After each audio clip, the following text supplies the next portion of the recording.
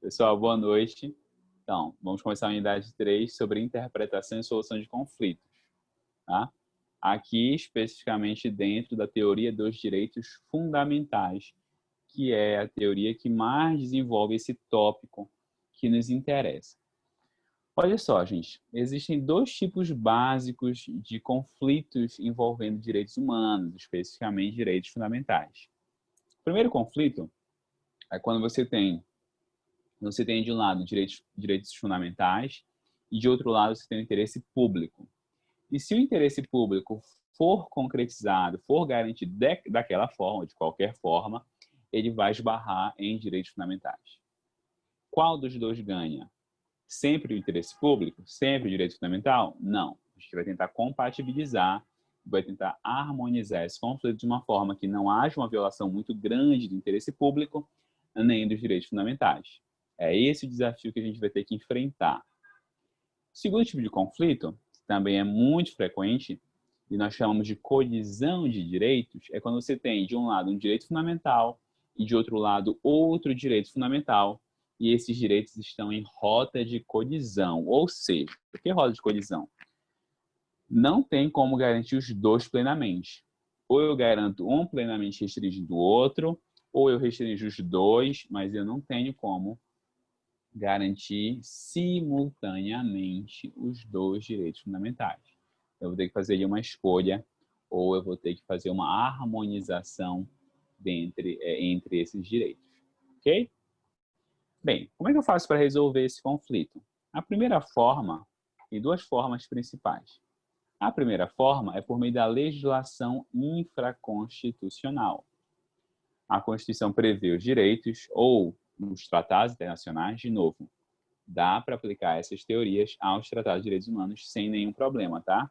Fiquem tranquilos em relação a isso. Essa teoria se aplica a ambos. Inclusive, as cortes internacionais utilizam esses critérios que nós vamos ver para tratar de direitos humanos. Então, assim, não é um conceito que se aplica apenas a direitos previstos constitucionalmente. Ele se aplica também a direitos previstos em âmbito internacional. Bem, a primeira forma é quando o legislador, ele mesmo, toma as rédeas da situação e ele diz, olha, neste caso, a solução é essa. Então, a legislação infraconstitucional, ela traz a resposta.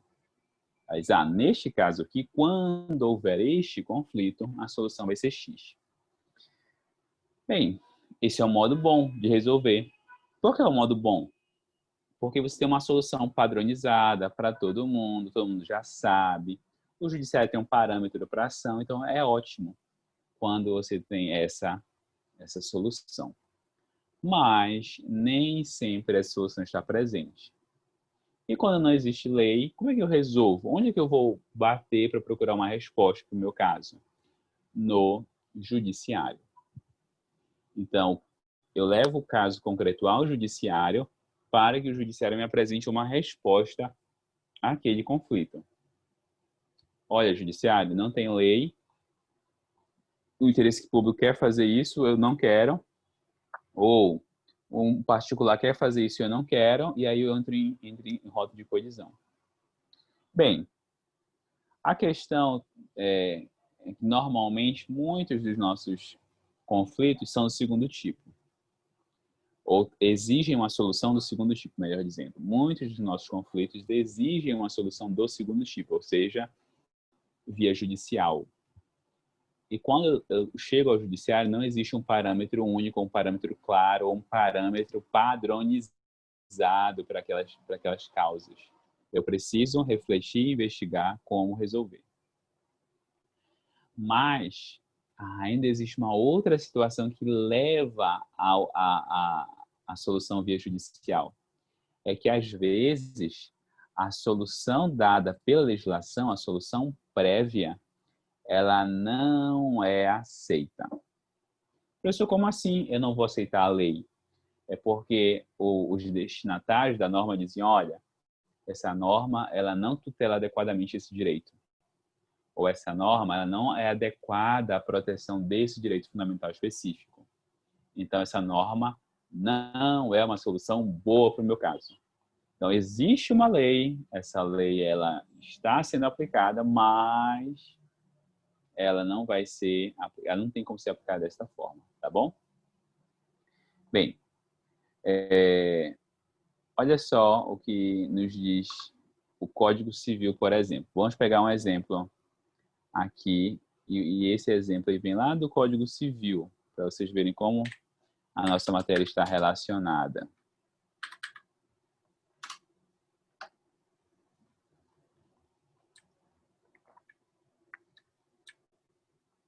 Artigos 20 e 21.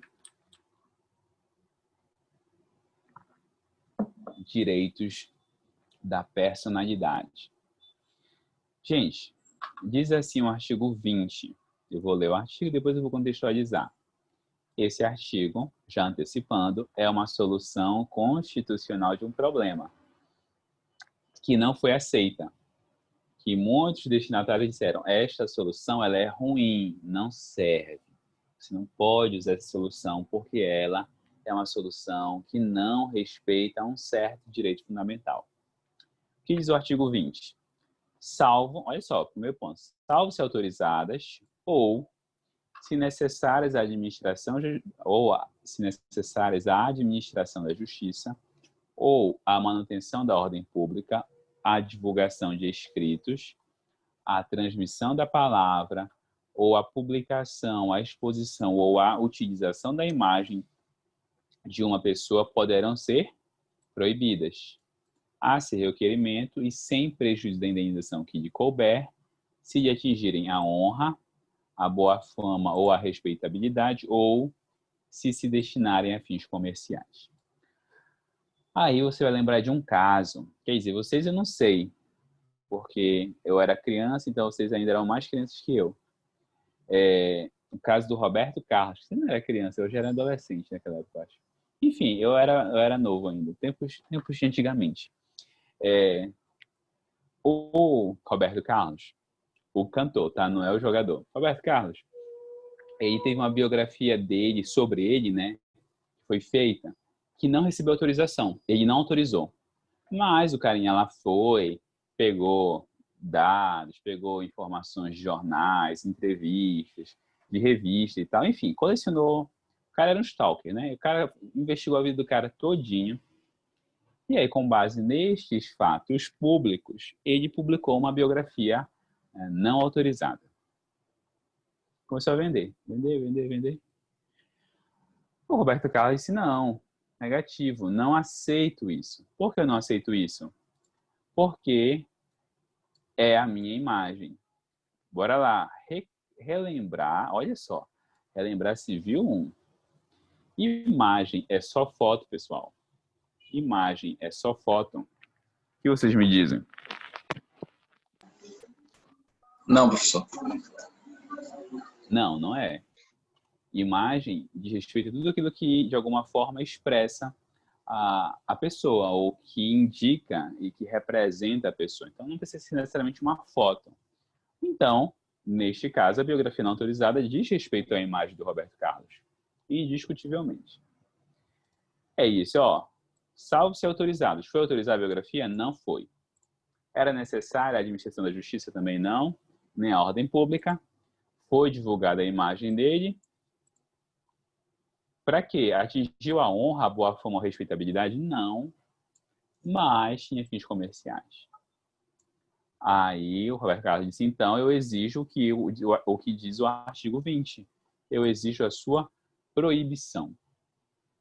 Além disso, disse o Roberto Carlos, isso afeta o artigo 21, porque isso afeta a minha vida privada, que é inviolável. E aí ficou nessa discussão, no final das contas, o processo foi vencido pelo Roberto Carlos e a editora teve que retirar de circulação a obra. Anos depois, foi ajuizada a ADI 4815, de relatoria da ministra Carmen Lúcia. E aí o ponto era esse. Bem, esta é uma solução dada pelo legislador? Sim. O legislador criou uma lei, o Código Civil, né, artigos 20 e 21, ele criou um código, ele colocou lá 2 artigos, e ele resolveu um conflito entre 2 direitos fundamentais. Quais são eles? imagem e liberdade de expressão. Liberdade de expressão aqui incluindo a liberdade de imprensa, tá? Que é a liberdade de produzir uma obra. Então, o Código Civil disse, olha, entre a liberdade de expressão em geral e a imagem, eu dou primazia à imagem. E aí, o caso chegou ao Supremo dizendo o seguinte, esta lei, ou esta solução trazida pela lei, trazida pelo Código Civil, é uma solução inadequada. É uma solução que a gente não pode aplicar. Por que não pode aplicar? Porque é uma solução extremamente restritiva à liberdade de expressão. Então, olha só, o autor fez uma pesquisa, teve todo um trabalho e não conseguiu publicar a sua obra. E foi censurado. Chama de censura privada. Ele recebeu uma censura privada. Tudo porque ele não quis. Tudo porque ele não quis efetivamente conseguir autorização do biografado. Bem, o Supremo, vocês talvez conheçam esse caso, o Supremo deu provimento ao pedido da ADI, e ele disse realmente, o artigo 20 e 21 eles não são inconstitucionais, mas eles devem ser interpretados respeitando a liberdade de expressão. Ou seja, o Supremo disse, o legislador fez um balanceamento e balanceou tudo para o lado da imagem. O Supremo disse, não, negativo. Eu vou corrigir esse balanceamento e dizer, ok, a imagem tem que ser protegida, a vida privada também, mas a liberdade de expressão não pode ser prejudicada. O Supremo fez o balanceamento e corrigiu a distorção. Ou seja, havia uma resposta legislativa, havia artigos 20 e 21 do Código Civil. Mas essa resposta ela foi impugnada porque ela era considerada incompatível com direitos previstos na Constituição, os direitos fundamentais. Então, volta para o judiciário. Então, na realidade, quem vai resolver a maior parte desses problemas vai ser o judiciário. Não tem nem como negar isso. Até aqui, todo mundo acompanhando? Professor, Sim? Pode falar. eu tenho uma dúvida, não sei se é pertinente. Vira e mexe, Pode falar. acontece, eu vejo alguns vídeos nas redes sociais de funcionários públicos exercendo a função, e algumas pessoas gravam em determinadas situações, e eles falam sobre esse direito de imagem. Eu queria saber se tem alguma coisa expressa em relação a funcionário público exercendo função. Pois é, não tem nenhum tipo de regulamento específico sobre funcionário público. O funcionário público, servidor público, ele tem a proteção da sua imagem, ele não é uma pessoa pública no sentido que a gente adota na doutrina, né? A pessoa pública é uma pessoa que tem a sua vida exposta naturalmente e voluntariamente, né, nos meios sociais e tal. Mas o funcionário, o servidor público, ele está submetido a um regime de controle dos atos. Então, sim, é possível que haja um tipo de... enfim, é possível que haja filmagem e tudo mais, mas é necessário que haja respeito à imagem dele. Em que sentido? Por exemplo, você pode sim, um servidor público pode sim impedir que você use, e aí no caso pode exigir a responsabilização, que você use a imagem para difamar a sua honra. Enfim, por exemplo, uma intenção difamatória, ou uma intenção de caluniar o servidor público. Então, sim, ele pode impedir isso. Mas ele, ainda assim, está submetido ao controle que a sociedade tem, chama de controle social. O controle que a sociedade tem dos atos e agentes públicos. Então, sim, ele pode ser filmado, pode ser fiscalizado, mas se essa imagem for usada com uma intenção, por exemplo, difamatória ou de calúnia, ele pode sim exigir reparação. Então, a mesma coisa, tem os dois lados. Existe controle social sobre ele, mas ele também tem o direito de não ser difamado ou caluniado. A não ser, claro, que não seja calúnia, que seja um fato verdadeiro, aí você comprova, e aí sim você poderia usar a imagem. Tá? Professor, obrigado. De nada. Olha só, E aí, como é que eu faço, então, para resolver esses conflitos? A gente vai ter que ver um por um. Vamos começar hoje, a gente vai ver hoje especificamente quando os conflitos envolvem interesse público. Vou deixar omisso aqui, para vocês não colarem. Mas o que é interesse público, gente? A gente ouve muito falar isso ao longo da faculdade toda, mas o que é interesse público, efetivamente? O que vocês me diriam? O que vocês me conceituariam ou dariam uma palavra, né, que faz parte do conceito de interesse público? Quando o interesse social se sobrepõe ao interesse individual. Não, calma. Aí a sobreposição é um outro passo. Mas sim, o interesse social, ele é um interesse social. Como é que eu caracterizo o interesse público? Ele, assim, independente da comparação dele com o privado, como é que eu caracterizo o interesse público? Acho que o interesse público seria a efetivação dos próprios interesses individuais, professor. Eu entendo mais ou menos assim. Isso, também tem uma relação importante aí. Olha só, vocês foram na direção certa. O interesse público, ele é um interesse que não é um interesse determinado de alguém. Mas, ao mesmo tempo, o interesse público, ele é uma condição, ele é um pressuposto aos nossos interesses particulares. O interesse público é um interesse que vai ser tutelado pelo Estado em prol da sociedade. Isso aqui é um ponto. O interesse público não é o interesse do Estado. Ah, não, o Estado quer uma coisa para ele. Não. O interesse público, como compreendido corretamente, o interesse público é o interesse que o Estado tutela em benefício, em prol da sociedade. Se o interesse, o Estado, esse é um ponto, eu nem vou entrar muito, porque isso é uma questão mais de teoria política do que direitos humanos. O Estado, ele é um ente, a gente vai dizer, vazio. O que é vazio? Ele é um mero instrumento. O Estado, ele não busca nada para ele não tem uma finalidade própria, ele só existe como um instrumento para realizar os interesses da sociedade. É só para isso que existe o Estado. Então, quando o Estado se volta para ele mesmo, esse Estado está desvirtuado. O Estado, ele tem que agir tão somente como um instrumento para os interesses da sociedade. O interesse público é o centro dele. O interesse público, então, é esse interesse em benefício da sociedade, não de uma pessoa específica, indeterminada. É um interesse comum da sociedade e que funciona, de novo, como um pressuposto aos nossos interesses particulares. Então, por exemplo, por que a vigilância sanitária exerce o poder de polícia? Porque a vigilância sanitária é uma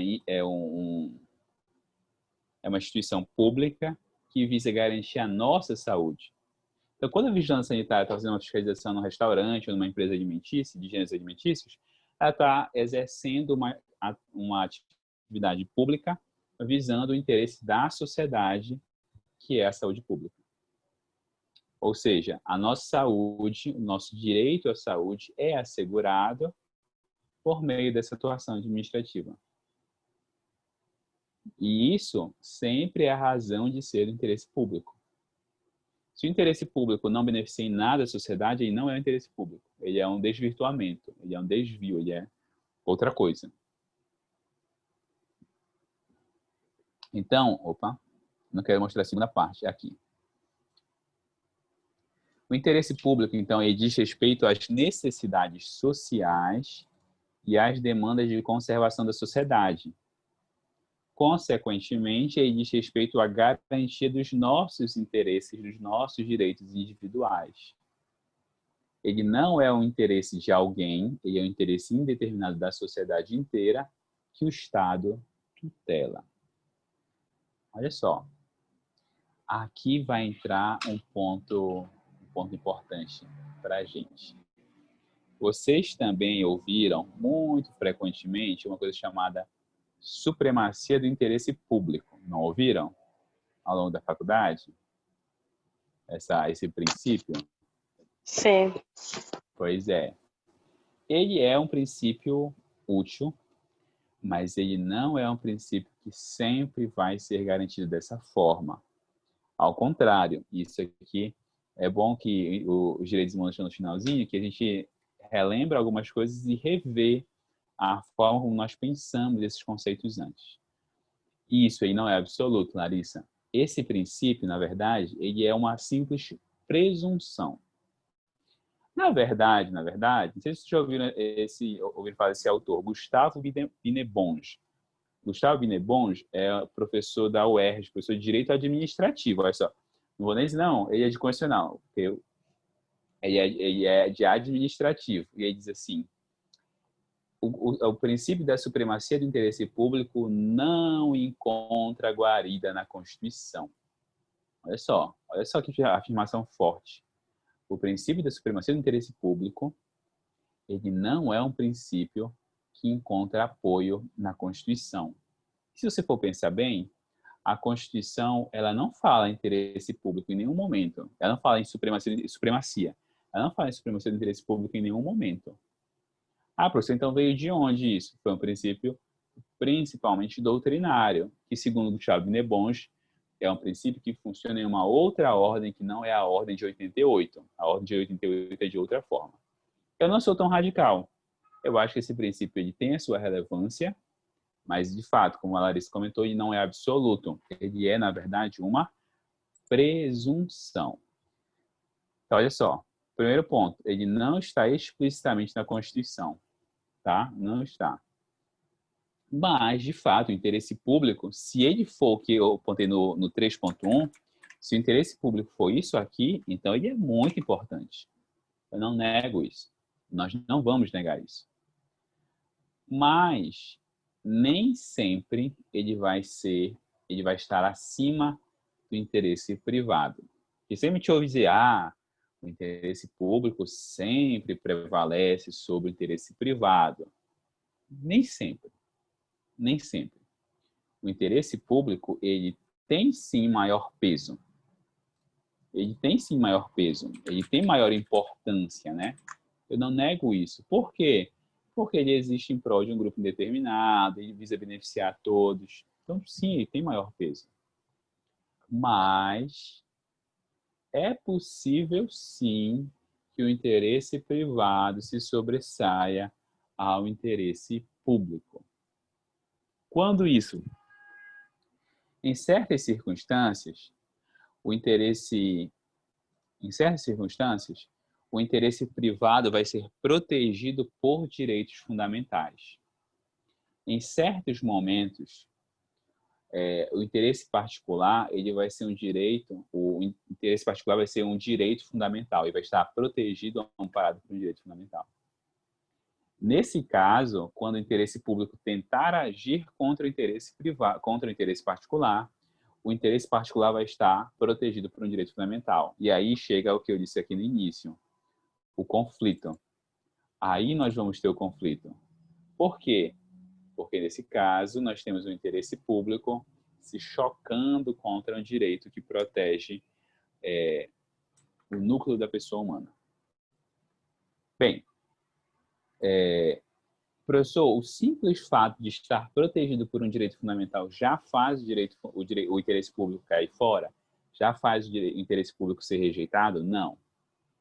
Não. A gente vai ver na próxima aula, principalmente, que sempre vai ser necessário uma ponderação. Eu sempre vou precisar colocar na balança para ver, no caso concreto, qual interesse vai prevalecer.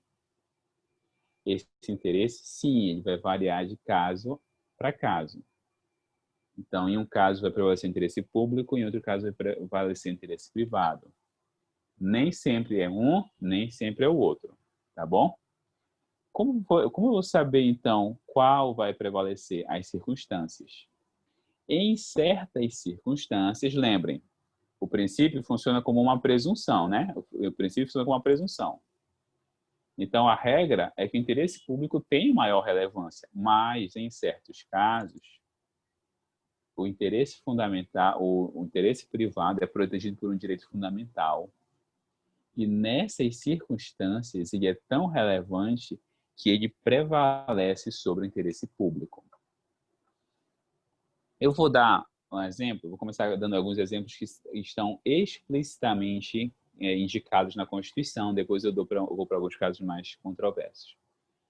Por exemplo, nós aprendemos que o sigilo, a inviolabilidade do domicílio, o sigilo das correspondências, o sigilo bancário, são sigilos muito protegidos. Ok?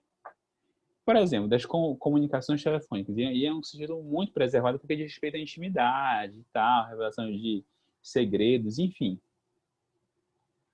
A Constituição diz, quando envolver este direito, não pode haver intromissão, exceto quando for um processo penal. Então, a Constituição diz, quando houver uma disputa com este direito, ele prevalece. A não ser que o interesse público na persecução penal se meta com ele. Aí, se o interesse público na persecução penal aparecer, aí prevalece o interesse no processo penal. Estão entendendo? Eu vejo, às vezes, a Constituição já traz a ponderação, aí não vou ter que fazer. Mas, em alguns casos, eu tenho que fazer isso.